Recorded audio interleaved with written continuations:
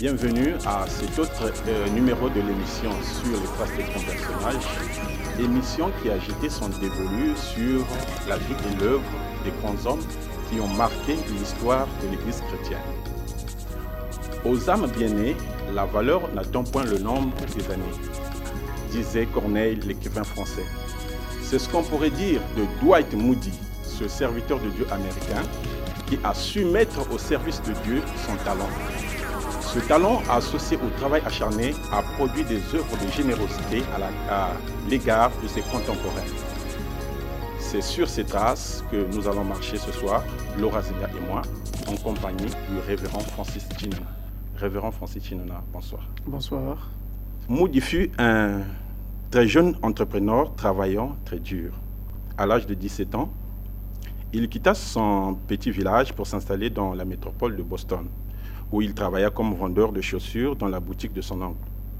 N'est-ce pas un bon modèle de prédicateur qui ne commence pas par une vie oisive? Au départ, il faut noter que Moody n'avait pas envie de prêcher l'évangile tout de suite. Ce n'était pas la vocation qu'il se voyait en lui tout de suite. D'abord, Moody va naître le 5 février 1837 à Nashville, dans le Massachusetts aux États-Unis. Et son père va mourir alcoolique et sa mère va se retrouver veuve très jeune, à l'âge de 36 ans. Et quand elle se retrouve veuve à l'âge de 36 ans, elle a 7 enfants à ce moment-là avec des jumeaux à venir. Et Moody était le plus jeune. Et elle devait les élever seule. Il devait donc les élever seul. Alors vous voyez que Moody va déjà être en face d'une telle difficulté, d'une telle précarité. Alors son idée première sera donc de se mettre à travailler pour aider sa mère, aider sa famille et donc s'épanouir dans la vie. Ce n'était pas servir Dieu qui l'intéressait dès le départ. Et d'ailleurs, il va commencer à travailler à l'âge de 13 ans, très jeune, donc précocement. Ce qui traduit bien la motivation qu'il avait, le désir qu'il avait, c'était vraiment sortir sa famille et lui-même de cette précarité qui leur était imposée par la disparition tragique de leur père si tôt. Voilà ce qui va donc pousser Moody à aller travailler. Donc au départ, ce n'était pas parce que vraiment il voulait travailler pour ensuite avoir à prêcher en ayant comme point d'appui l'argent qu'il aurait à travailler lui-même. Non, il n'avait même pas cette pensée-là d'aller prêcher l'évangile. Il voulait juste gagner de l'argent, encore et encore de l'argent. Donc il va commencer justement à aller travailler à l'âge de 13 ans. Et particulièrement, ça va commencer à prendre un peu plus grand essor lorsque, à l'âge de 17 ans, nous sommes autour de 1854, il va travailler donc dans un magasin de vente de chaussures. C'était en fait un magasin, pas qu'il appartenait à son oncle, mais c'était un magasin qui appartenait à un contact, un ami à son oncle. Donc Moody va avoir la possibilité d'aller travailler dans ce magasin grâce à son oncle, par le soutien de son oncle. Mais attention, il y avait une condition qui lui était imposée. On lui avait dit, son oncle lui avait dit que s'il voulait aller travailler dans ce magasin-là, il fallait qu'il aille à l'église. Vous voyez encore une autre chose. Il ne voulait même pas aller à l'église. Pour qu'il accède à ce travail, la condition était qu'il aille à l'église. C'était ça le problème. L'histoire rapporte qu'il fut sauvé à 18 ans au travers de l'influence de son moniteur de l'école du dimanche. Pour faire simple, quelles sont les conditions qu'un moniteur de l'école de dimanche doit remplir pour que ses enseignements aient suffisamment d'impact sur les enfants au point de les amener au salut? Et dans quelles circonstances Moody fut sauvé? En tout cas, très honnêtement, je dois vous dire que un moniteur d'école du dimanche doit d'abord lui-même être né de nouveau pour pouvoir parler de la nouvelle naissance aux enfants. Et je voudrais signaler ici que l'école du dimanche ne consiste pas à gaver les enfants des histoires bibliques en leur disant qui était Samson, qui était Jésus, qui était Moïse, qui était celui-ci ou qui était celui-là. Mais il consiste à amener la parole de Dieu dans les enfants. Je dis bien, il ne s'agit pas simplement d'informer les enfants sur les héros de la Bible, leur parler des histoires de la Bible, mais il s'agit de leur donner la parole de Dieu. Et dans ce contexte-là, il faut que le moniteur de l'école du dimanche soit d'abord lui-même sauvé avant de pouvoir amener d'autres enfants ou d'autres personnes au salut. Ensuite, il faut que le moniteur de l'école du dimanche puisse axer ses enseignements sur la morale, je veux dire sur la pratique de la parole. il doit axer ses enseignements sur le fait que nous devons devenir tous une vie nouvelle, une pâte nouvelle, afin que la vie de Dieu soit parfaitement manifeste en nous. Donc, ils doivent essayer toujours, chaque fois qu'ils apportent une histoire biblique aux enfants, toujours ressortir la leçon qu'on tire de cette histoire-là et appuyer dessus pour pouvoir montrer aux enfants qu'est-ce que Dieu attend exactement et concrètement d'eux. Mais pour que ces paroles-là puissent avoir un impact sérieux sur les enfants, l'influence du Saint-Esprit dans la vie du moniteur est importante. Il peut être né de nouveau, ce moniteur-là, mais encore, il doit avoir une vie consacrée pour que justement cette consécration puisse accompagner son travail. Alors, le cœur qu'on met à son travail également compte. Quand vous faites votre travail parce que juste pour vous c'est un devoir, ce travail-là n'aura pas l'impact vraiment qu'on aurait attendu de lui. Mais si vous le faites parce que vraiment il y a tout le sérieux qui est attaché à cela, il y a un appel du plus profond de votre cœur qui vous amène à faire cela, vous verrez qu'il y aura donc un répondant dans les enfants. Et il y a aussi le fait qu'il doit avoir une évaluation. Quand je parle d'évaluation, je ne veux pas parler ici des examens qu'on fait dans les écodimes aujourd'hui, qui consiste à poser des questions aux enfants et donner des notes. Tu as eu 5 sur 20, 17 sur 20, 10 sur 20. Il ne s'agit pas de ça. Vous pouvez le faire si vous le voulez, juste pour essayer de tester les connaissances et voir ce que les enfants retiennent. Mais moi, je vais parler ici d'évaluation en vérifiant dans la vie des enfants, dans la pratique, dans le réel, si les leçons communiquées par l'histoire que vous aurez apportée aux enfants, on vérifie donc si ces leçons ont eu un impact vraiment conséquent sur les enfants. On observe. Et il est même bon pour un moniteur d'école du dimanche, et ça c'est encore quelque chose qu'il faut ajouter, de faire le tour des domiciles où vivent les différents élèves qu'il encadre pour voir comment ils vivent, pour voir même comment certaines les leçons qu'ils donnent lors de leur classe de Codim sont donc assimilées par les enfants. Et les parents également peuvent donner leur appréciation pour dire au moniteur, non, j'aurais aimé que sur cet enfant-là qu'on insiste sur tel ou tel aspect. Et ça peut aider donc le moniteur. Et quand le moniteur fait le tour comme ça des maisons, eh bien, il continue son travail d'exhortation des enfants. Alors vous voyez, quand on arrive là, je crois que on peut avoir beaucoup vraiment à redire parce que ça ne se fait pas dans nos églises. Mais c'est ce qui était censé se faire. En d'autres termes, en tout cas je veux dire en gros, si vous faites un travail sans en avoir le cœur, il n'y aura aucun résultat. Lorsque Moody va donc être converti, la chose va se passer comme ceci. Moody donc va avoir la possibilité de travailler dans ce magasin à Boston et son oncle lui dira que si tu veux travailler dans ce magasin, il faut que tu ailles à l'église. Il va être obligé d'accepter parce qu'il voulait se faire de l'argent. Mais je tiens à signaler que lorsque le père de Moody décède et que la mère reste seule avec les enfants, à les élever toute seule, un oncle vient aider la famille Moody, vient donc les assister. Et pendant que cet oncle les assiste, c'était un oncle pasteur qu'ils avaient dans la famille, et cet oncle va donc baptiser Moody à cette époque-là. Mais quand Moody reçoit ce baptême n'avait pas un impact sur lui, parce que même pour aller à l'église, on devait encore le forcer, sinon le tirer. Mais pourquoi, pasteur? Parce qu'il était jeune, ça ne lui disait encore rien. Lui, ce qu'il voulait, c'était voir sa famille et lui-même sortir de la précarité. Ça ne lui disait encore rien. Donc ça veut dire qu'il ne s'était même pas repenti correctement? Vous pouvez très bien le comprendre. Alors, vous voyez que maintenant, il avance, il travaille dans le magasin de ce contact de son oncle et il va à l'église parce qu'on l'y oblige, mais il va se rendre compte que le pasteur l'ennuyait. Il n'était pas satisfait des prestations de ce pasteur de l'église qu'il fréquentait. Il va alors un jour comme ça dans un parc rencontrer un professeur d'éducation chrétienne qui va lui parler sur l'amour de Dieu et Moody va être frappé au plus profond de son cœur. Il va alors vivre une expérience mystique, une paix jamais expérimentée de toute sa vie. Les choses commencent là, dans la vie de Moody. C'est de là que va partir donc sa conversion qui finalement se concrétisera par la suite.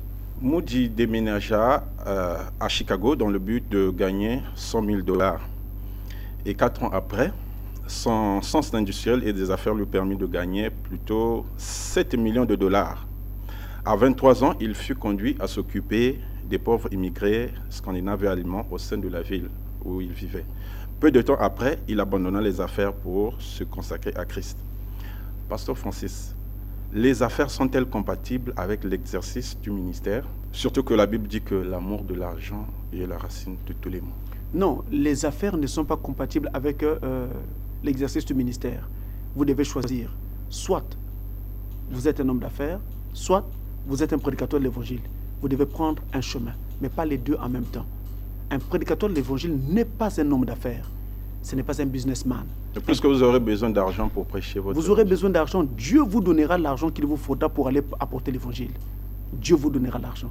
Jésus-Christ, dans l'exercice de son ministère, lorsqu'il a eu besoin d'argent pour aller payer les impôts, il a dit simplement à Pierre, allez vers les eaux, tirez le premier poisson, et quand il viendra ouvrir la bouche, vous trouverez dans sa bouche un statère pour aller payer alors l'impôt de César. Donc Dieu vous donnera de l'argent au travers des dîmes et des offrandes qu'apporteront les adeptes que Dieu vous enverra. Mais vous devez être un homme de Dieu à part entière. Et travaillons à temps plein. En général, il est mieux vraiment de travailler à temps plein.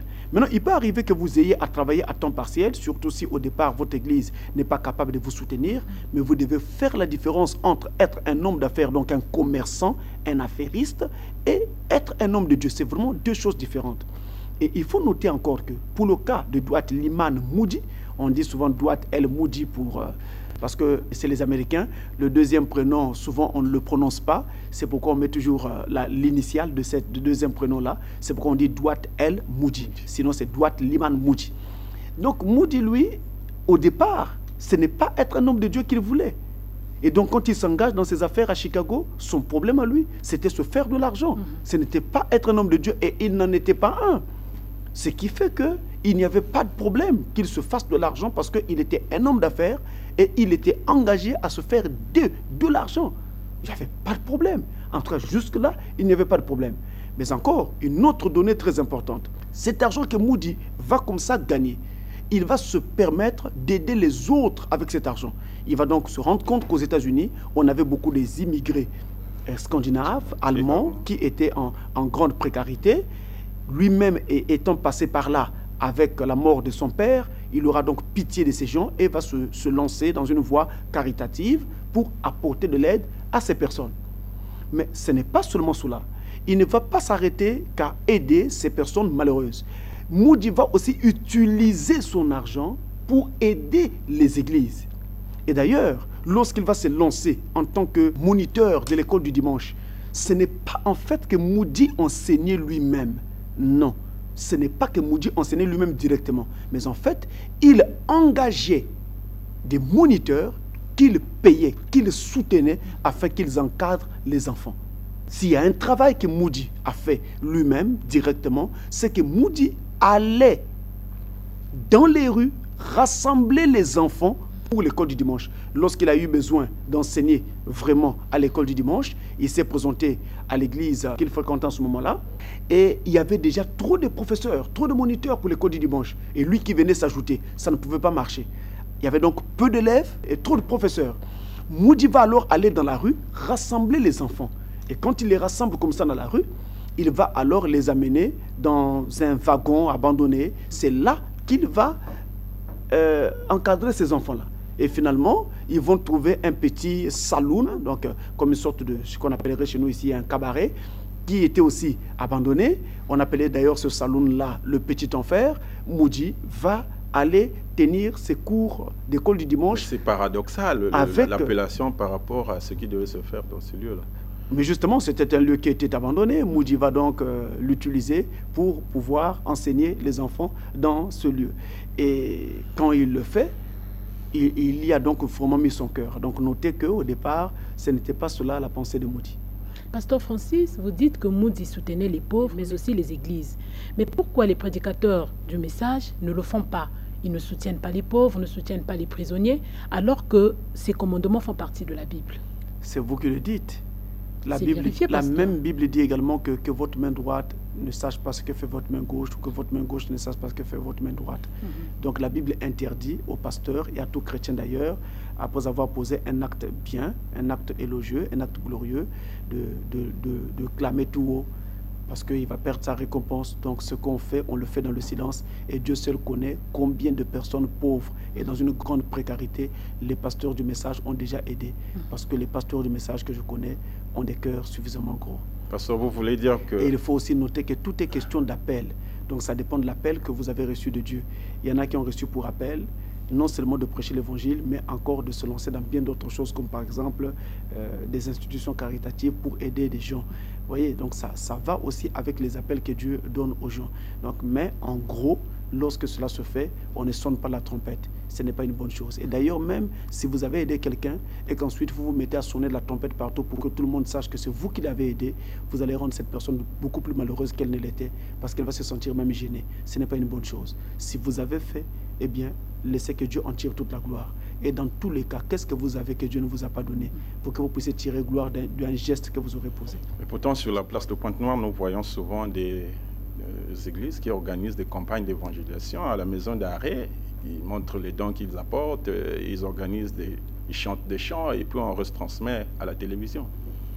Oui, donc vous souhaiteriez que les pasteurs du message, en allant faire des dons aux prisonniers, aux pauvres, qu'on mette la télévision pour retransmettre. Pour que les gens sachent tant soit peu que les pasteurs apportent. Les pasteurs du message, à mon entendement, pour ne parler que de moi, nous ne travaillons pas pour que les gens sachent que nous faisons ceci ou cela, mais nous travaillons pour que Dieu sache que nous faisons ceci et cela, d'après ce qu'il nous aura demandé de faire. Vu que le travail de tout ministère est d'amener les âmes à Christ, comment cela doit se faire? Je venais d'évoquer tout à l'heure concernant les moniteurs d'école du dimanche, parce que le travail est pratiquement le même. Il faut donc, pour commencer, que celui qui veut amener les âmes au Seigneur fasse lui-même l'expérience du Saint-Esprit. Il va y avoir une petite différence lorsque cet homme qui veut amener les âmes à Christ, fût-il prédicateur ou pas, va travailler dans un cadre tout à fait privé, dans la rue, avec un particulier. En ce moment-là, on ne peut plus utiliser les méthodes qu'on utilise à l'église. On va utiliser des méthodes bien particulières. Vous parlez à un individu et la causerie doit être tout à fait particulière. Donc, vous trouvez quelqu'un, par exemple, qui est infirmier, quelqu'un qui élève des animaux, vous trouvez un agriculteur, mais vous devez commencer par parler du travail qu'il fait, de l'agriculture. Et au fur et à mesure que vous causez à parler avec lui sur l'agriculture, vous trouverez alors une passerelle, un moyen de faire une transition entre l'activité de cet homme et le Christ, puisque l'agriculture traite sur la végétation, les arbres, les plantes. En parlant d'une plante, d'un arbre, vous glissez alors sur l'arbre de la vie que vous avez rencontré, qui a apporté ceci et cela dans votre vie, et que cela peut aussi aider cette agriculture-là. Alors vous voyez, c'est ce qui vous permettait de faire la transition entre l'activité de cet homme et l'exhortation que vous voulez lui apporter. Et on le fait ainsi en général avec tous les différents domaines de la vie. Maintenant, il est aussi à noter que l'exhortation qu'on apporte à quelqu'un doit aussi aller de pair avec les contextes sociaux.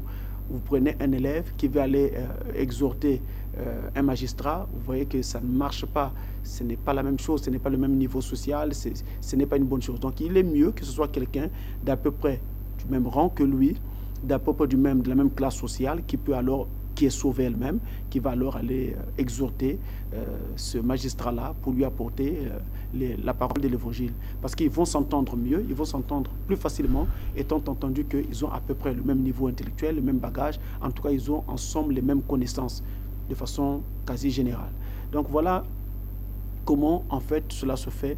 À ce que je viens de dire, il faut donc ajouter ce que j'avais dit en amont concernant la façon dont les moniteurs d'école du dimanche doivent apporter l'évangile du salut à leurs élèves. Dans ce travail d'amener les âmes à Christ, vous avez dit que le moniteur de l'école du dimanche ou le prédicateur doit naître de nouveau et faire l'expérience du Saint-Esprit. Est-ce que ces deux choses veulent dire la même chose ou si différence il y a, laquelle est-ce? Bon, l'expérience de la nouvelle naissance est un fait qui vous conduit au baptême du Saint-Esprit. Mais on ne peut pas dire que le baptême du Saint-Esprit, c'est la nouvelle naissance. Mais et pourtant, dans un autre contexte aussi, on peut le dire. Ça veut donc dire que le baptême du Saint-Esprit n'est pas égal à la nouvelle naissance. C'est un contexte. Mais un autre contexte dans lequel le baptême du Saint-Esprit est égal à la nouvelle naissance. Le baptême du Saint-Esprit n'est pas égal à la nouvelle naissance parce que la nouvelle naissance n'est qu'un changement. Vous êtes en train de changer de comportement, changer de vie. Les habitudes que vous avez hier, vous les abandonnez. Or, au moment où vous abandonnez ces habitudes, on dit normalement, précisément, que vous êtes en train de passer par l'étape de la sanctification. Vous faites l'expérience de la sanctification. Mais vous n'êtes pas encore arrivé au baptême du Saint-Esprit. Ce n'est qu'une sanctification en fait. C'est en cela que l'on dit que la nouvelle naissance n'est pas le baptême du Saint-Esprit en ce moment-là, dans ce contexte-là. Maintenant, on dit aussi que la nouvelle naissance, c'est le baptême du Saint-Esprit parce que, normalement, lorsque quelqu'un arrive à la sanctification, donc il passe il part de la justification, il arrive à la sanctification, il doit donc arriver au baptême du Saint-Esprit. Et bien, quand il arrivera au baptême du Saint-Esprit, on dira que sa nouvelle naissance est complète. Au moment où cette personne est au niveau de la sanctification, sa nouvelle naissance n'est pas complète. Elle est née de nouveau, mais sa nouvelle naissance n'est pas encore complète. C'est en cela que la nouvelle naissance n'est pas le baptême du Saint-Esprit. Parce qu'à l'étape de la sanctification, on peut déjà parler de la nouvelle naissance. Mais quand on arrive jusqu'au baptême du Saint-Esprit, la nouvelle naissance est complète. Voilà ce que l'on peut dire à ce sujet. Dans son zèle, Moody intéressa même le président américain Abraham Lincoln, qui assistant en 1893 à ces célèbres réunions de réveil de Chicago, où furent assemblées 130 000 personnes en une seule journée. Alors, pasteur, pensez-vous que l'évangile puisse encore intéresser autant de gens aujourd'hui, y compris ceux qui sont haut placés? Mais naturellement, tout le problème que nous avons, c'est que les centres d'intérêt qui étaient censés être ceux des prédicateurs ont été déplacés. Les prédicateurs d'autrefois, comme les Dwight Lyman Moody et tous ceux qui ont précédé, avaient pour centre d'intérêt Christ, les âmes. On aurait pu entendre dans le battement de leur cœur un cri. Encore une âme, Seigneur, une âme de plus encore. Mais ce qu'on n'entend pas aujourd'hui, parce qu'aujourd'hui, les prédicateurs ne sont intéressés que par l'argent. Voilà ce qui intéresse et motive les prédicateurs aujourd'hui. L'argent, aujourd'hui, est devenu le nerf de la guerre des prédicateurs. Ce n'était pas le cas des prédicateurs d'autrefois. Nous avons vu par exemple le jeune David Brainerd qui est allé prêcher aux Indiens peaux-rouges, manquant de tout, passant ses nuits en pleine forêt, exposé aux intempéries. Il a même développé une tuberculose qui va finalement l'emporter. Sa joie, c'était de voir les Indiens être sauvés. Or, aujourd'hui, ce n'est plus ce qui intéresse les prédicateurs. Voilà le problème pour lequel nous avons aujourd'hui un évangile sans âme. Un évangile qui n'a plus d'ardeur. Et d'ailleurs, il n'y a qu'à écouter ce qu'on prêche. Vous avez l'impression que quand vous entendez un prédicateur, vous avez l'impression que les coqs sont des ânes et que les ânes sont des chevaux. Vous avez cette impression-là. Cela n'est-il pas dû au fait que la Bible avait annoncé les temps difficiles Il est vrai que la Bible avait annoncé les temps difficiles. Mais attention, cela ne veut pas donc dire que nous devons nous permettre tout et n'importe quoi dans le monde chrétien. C'est même la raison pour laquelle j'accepte vos invitations sur les plateaux de télévision, parce que ce qui m'importe, moi, c'est que les gens entendent la vérité de l'évangile leur être restituée. Je ne m'intéresse pas à combien de gens vont m'aimer. Je ne m'intéresse pas à combien d'églises vont m'acclamer. Ce qui m'intéresse, c'est qu'au travers d'un mot que j'aurais prononcé, d'un discours que j'aurais prononcé, d'un enseignement que j'aurais apporté, que quelqu'un retrouve le chemin quelque part. Voilà ce qui m'intéresse. Et je crois savoir que c'est ce qui intéressait les prédicateurs d'autrefois. Mais avez-vous remarqué qu'autrefois, les prédicateurs se permettaient d'aller prêcher l'évangile aux gens qui ne connaissaient pas l'évangile? Moody est allé dans les rues chercher des enfants qui n'allaient pas à l'église et dont même les parents n'allaient pas à l'église. Il est allé les prendre, les a rassemblés et s'est mis à les nourrir du pain de la parole. Aujourd'hui, que font les pasteurs? Les pasteurs vont dans les églises qui existent déjà, prêchent contre les pasteurs qui tiennent ces églises-là, divisent leurs assemblées, prennent une partie des membres, amènent quelque part et ils disent non, Dieu a fait que ces gens-là croient dans mon ministère, voilà pourquoi une église est née. Mais en réalité, ils n'ont pas la force, ils n'ont pas la capacité, ils n'ont pas un ministère qui est capable de commencer avec une âme et de voir une église naître. Et comme ils sont assoiffés d'argent et c'est tout ce qui les intéresse, ils vont donc dans les églises qui existent déjà, déchirent ces églises-là, prennent les âmes pour avoir tout de suite et maintenant de l'argent. Mais pasteur Francis, s'il vous plaît, à ma souvenance, c'est Dieu qui appelle au ministère. Et ces pasteurs se réclament tous être de Dieu. Mais d'où vient que le centre d'intérêt est désaxé pour se tourner finalement vers l'argent? Justement, ça révèle que tous n'ont pas été appelés par Dieu. Ils disent qu'ils sont appelés par Dieu. Mais je crois savoir que Jésus a dit, vous reconnaissez chaque arbre par ses fruits. Pourquoi nous dire que vous êtes un avocatier? Laissez-nous voir et nous saurons que vous êtes un avocatier. Quand nous verrons des avocats sortir de vous et quand nous verrons les feuilles et tout qui ressemble à l'avocatier, ça ne sert pas de faire beaucoup de bruit. Vous dites que vous êtes pasteur, montrez-nous les fruits sur le terrain. Et aujourd'hui, ces divisions auxquelles nous assistons montrent clairement les intérêts. machiavéliques, les intérêts mercantilistes qui animent ces prédicateurs, en fait, ce ne sont pas pour les âmes qui sont venus. Ils sont venus pour un intérêt bien pécunier, l'argent. Voilà ce qui anime ces gens. Et donc, ce n'était pas le cas, par exemple, de Dwight Moody. Ce n'était pas le cas de tous ceux qui ont précédé avant. Voilà pourquoi l'évangile aujourd'hui ne touche plus autant de gens. Mais laissez-moi vous dire que l'évangile a encore la puissance de toucher autant de gens qu'autrefois. L'évangile a encore la puissance de toucher des gens de n'importe quelle couche sociale, peu importe qui ils sont. Et je vous dis que c'est ce qui est en train de se faire en ce moment. C'est ce qui est en train de se faire en ce moment dans la ville de Pointe-Noire. Et pourtant, nous constatons que le péché ne fait qu'abonder, Pasteur Francis. C'est naturel. Lorsque la lumière de Dieu augmente, Satan également essaie de redoubler d'efforts pour faire qu'il ne soit pas écrasé. C'est pourquoi vous voyez encore davantage ça et là, le péché, l'exposition des parties intimes des femmes et toutes sortes de choses qui se font ça et là. C'est simplement parce que Satan justement a peur de perdre cette bataille. Mais il est déjà en train de la perdre. Parce que cet évangile, si je n'y croyais pas, je ne serais pas sur ce plateau. Et je suis venu en tenant mon épée avec les deux mains. Hormis le fait que Moody prêcha en plein air, il fonda aussi des écoles. Est-ce que cela devait être un bel exemple pour les prédicateurs d'aujourd'hui? La parole de Dieu ne nous dit pas de façon claire et de façon explicite que nous devions aller créer des écoles, créer ceci ou créer cela. Nous n'avons pas un ordre dans ce sens-là. Mais ce n'est pas parce que nous n'avons pas un ordre, nous indiquons cela, que nous devons condamner toute action de ce genre. Non. Si quelqu'un est conduit par le Seigneur à faire une œuvre de ce genre, cette œuvre est louable parce que c'est une œuvre sociale et qui va donc apporter quelque chose de bien à la communauté. Il n'y a pas de problème à ce sujet. Mais pourtant, pourvu que nous n'oublions pas que le principal pour nous en tant que serviteurs de Dieu, c'est le salut des âmes. La recherche et le salut des âmes. Pourtant, vous autres pasteurs du message, vous avez toujours dit que Dieu ne nous avait pas envoyés pour aller fonder des écoles. Dans Matthieu, la commission de Matthieu 10, Dieu nous avait demandé d'aller prêcher aux âmes et non pas de créer des écoles. Vous parlez des pasteurs du message. Pasteur Francis n'est pas responsable de tout ce que tous les autres enseignent. Mais Pasteur vous êtes Francis un représentant. est responsable de ce qu'il enseigne. Et ce qu'il enseigne, c'est ce que je viens de vous dire à l'instant. Pour évoquer l'événement qui a changé sa vie, Moody dit, je cite, « C'est une expérience presque trop sacrée pour être nommée. Je peux seulement dire que Dieu s'est révélé à moi. Et j'ai eu une telle expérience de son amour que je lui demandais de retirer sa main. » En vous appuyant sur cette déclaration de Moody, avec quels mots pouvez-vous nous exprimer l'expérience de votre propre conversion? Nous sommes autour des années 90, particulièrement en 1990.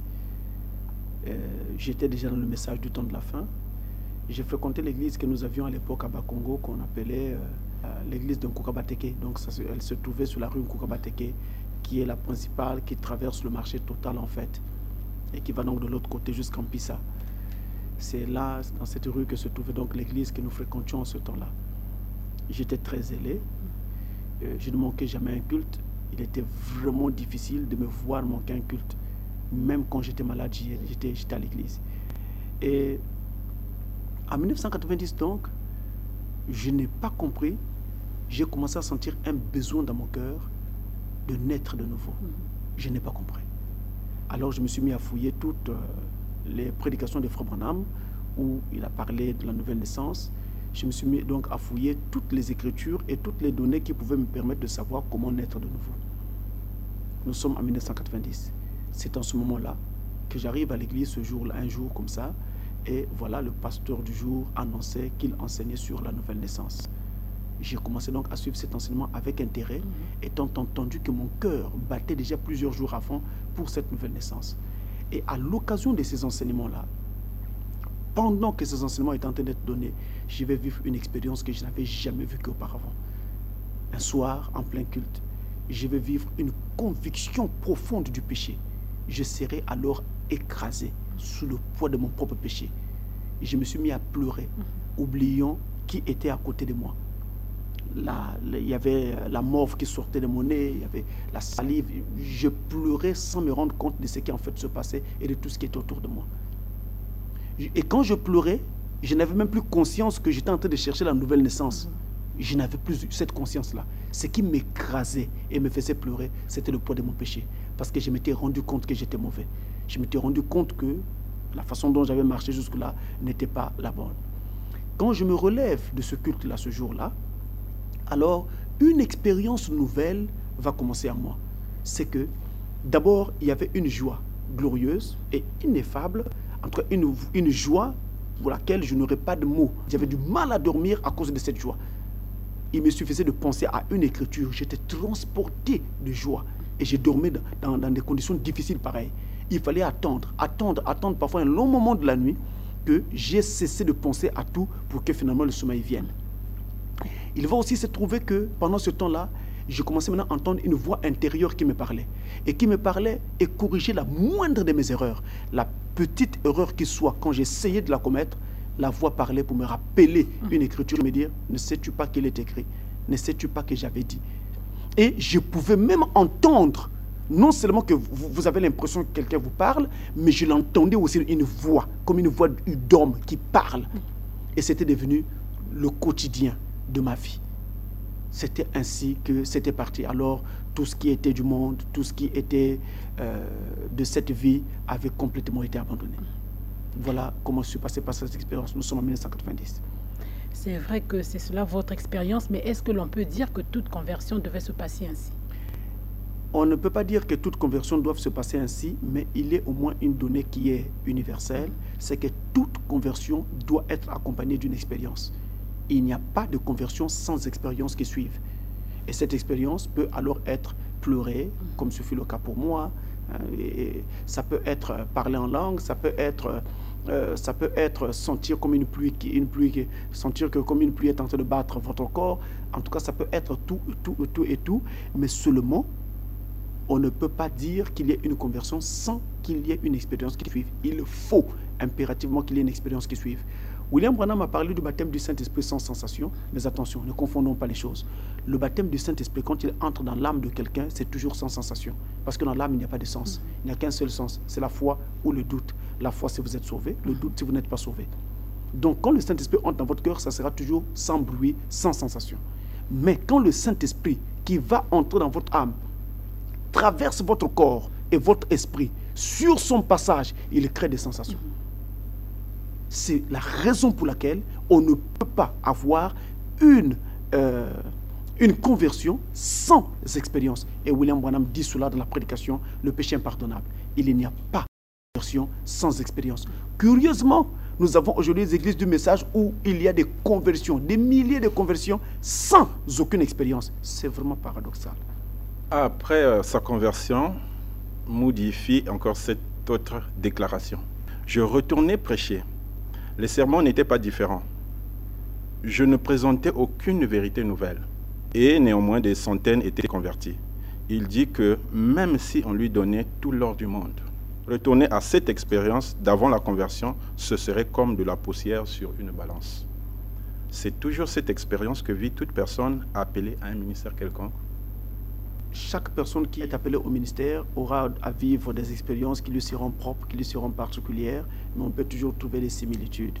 Remarquez bien ce que Moody dit, que les vérités qu'il apportait n'étaient pas nouvelles, c'était les mêmes vérités qu'il avait toujours apportées avant, mais cette fois-ci c'était différent.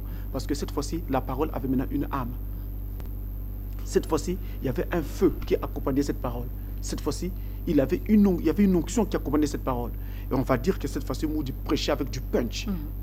Ce qu'il n'avait pas auparavant. Donc l'expérience du Saint-Esprit est obligatoire pour tout prédicateur. Sinon, vous allez former des intellectuels, mais vous n'allez pas former des chrétiens. Des gens qui n'auront pas fait l'expérience du Saint-Esprit. Et Moody est clair. Il dit, c'était les mêmes vérités que j'apportais, mais cette fois-ci, c'était devenu différent. Et les conversions se multipliaient. Et d'ailleurs, la petite école du dimanche qu'il dirigeait va croître rapidement, à tel point que déjà en 1861, quand le président américain Abraham Lincoln est sur sa route, sur son chemin vers la Maison-Blanche pour se faire inaugurer président des États-Unis, il s'est arrêté à l'école que Moody enseignait, a parlé aux élèves et leur a dit « Écoutez ce que votre professeur vous enseigne, parce que l'un de vous peut-être ici deviendra un jour président des États-Unis. » Son ministère a eu un impact sérieux et considérable, à tel point que Lorsqu'il va construire, par exemple, sa première église, l'église de Farwell Hall, qui devait faire environ 3000 places, ce n'est pas Moody qui décide de construire cette église. C'était la ferveur populaire des gens qui venaient l'écouter, prêcher, qui vont décider de faire une église. Ils vont dire à Moody, il faut que tu construises une église. Ils vont donc faire une église. C'était la première église de Moody, qu'il va donc diriger.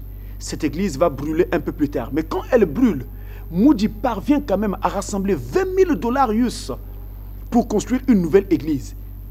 Et donc c'était donc le Farwell Hall 2 qui cette fois-ci devait faire donc 1500 places, église qui sera donc appelée plus tard la Moody Church, donc l'église de Moody. Mais entre-temps, pendant la reconstruction, on va prendre une histoire de près de 2 ans comme ça à peu près, pendant la reconstruction, tous les membres qui étaient dans son église auparavant sont allés prier dans d'autres églises parce qu'ils ne supportaient pas d'attendre la reconstruction.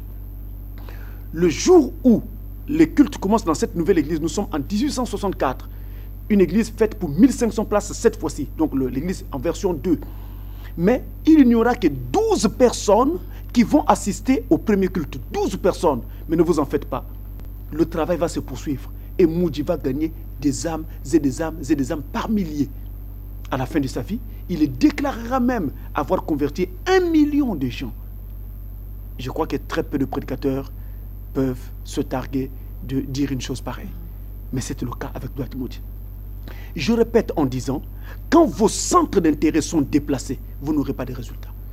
Les résultats que vous aurez dépendront donc de vos centres d'intérêt. C'est-à-dire que vous irez vers ce que vous êtes en train de poursuivre.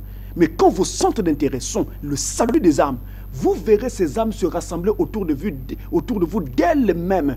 Parce qu'elles se reconnaîtront au travers de votre évangile et parce que Dieu les appellera au travers du son qui sortira de vous. C'est ce qui s'est passé à l'époque de Moody. C'est ce qui s'est passé à l'époque de tous les grands hommes de Dieu d'autrefois. Et j'ai envie de vous dire, c'est ce qui est en train de se passer en ce moment avec ce ministère, si vous l'avez connu. Ceux qui ont connu Pasteur Francis hier savent qu'on était combien dans notre église à l'époque. Et aujourd'hui, combien sommes-nous? Quand je parle de combien, je ne m'intéresse pas en fait au nombre en tant que tel. Je ne fais pas de l'arithmétique pour parler du nombre. Je ne m'arrête pas sur le numérique. Mais je veux parler de la croissance pour montrer combien les âmes sont en train d'être touchées par l'évangile. C'est ce qui m'intéresse. Pasteur Francis, merci. C'est moi. C'est sur cette réponse du révérend Francis Chinona que nous mettons un terme à cette émission qui a porté sur la vie et l'œuvre de Dwight Moody. Retrouvez cette émission sur le site www.canal-7.net.